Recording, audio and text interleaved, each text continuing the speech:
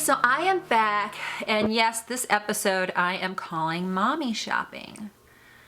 I think when you've adopted an older child, oftentimes they are what I call mommy shopping. They like to look around at, especially if you're disciplining them, and start to think, oh, that person would be much better for me as a mother. And I know that children actually your biological children sometimes do that. They're like, I'd rather live in her house. But it especially happens with adopted children. And so as parents, and especially as mothers, and if you haven't mothered any other children, I just want you to try to have a sense of confidence in what you're doing and understand that if they do that, it's just really a byproduct of sort of where they at. They've spent many years probably wondering who they're, like, fantasizing over this mother, either the mother that they lost or the mother that and the parents that they're about to get. So children will oftentimes they'll connect with you, but they'll connect to others. And so you do need to, as I mentioned in the previous episode,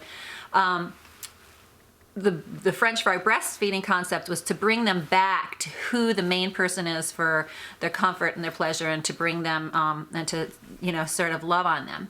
So the other aspect of this whole mommy shopping thing is actually the negative side. It's sort of related, but it's not. But it's this projection aspect that comes. Oftentimes, they will just flip out over certain things that you cannot understand why, because you don't have a history with them.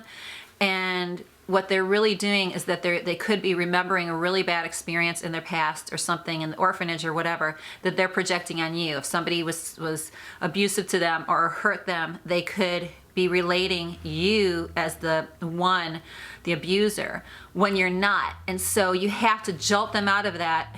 These things I actually learned in taking some classes from.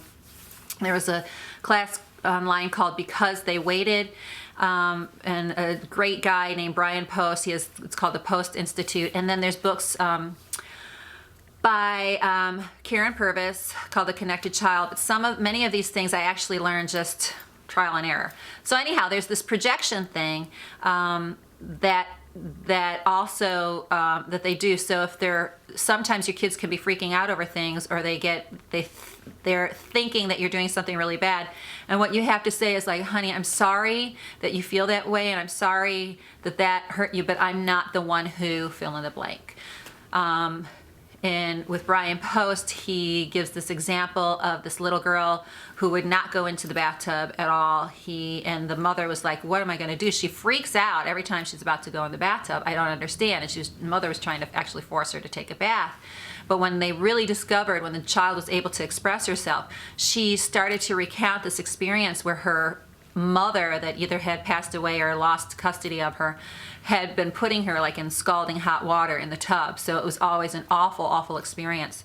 So they had to work with this girl and say to her, look, I am not the one. Remember, I'm not the mommy who would ever put you in any kind of hot water like that. I would never want you to hurt. You want to touch the water? You can get in when it feels safe to you. I'm the mommy that's going to make bubbles in the water and put toys in the water. So this happens with a lot of situations with kids. They project this on you, but they also like to shop.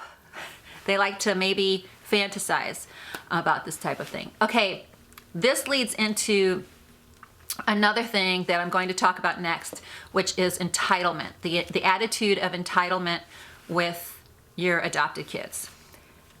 Christmas. What'd you get? A dog. Yeah.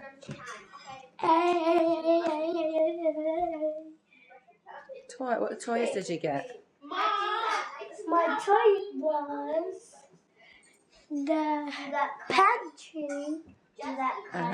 Cars. The punching game. That's called Rock'em Sock'em Robots. And I also played them. Okay, for the next couple of weeks, I'm going to videotape with just my iPhone and my new ELF 110. I'm just trying to figure this camera out, to be honest with you. I'm not quite there yet, so this vlog might be really, really weird. So as you can tell, there's a lot of activity here. It's Christmas Day. Let me show you what's going on behind me with the children. Am I fictional? No. Am I real? No.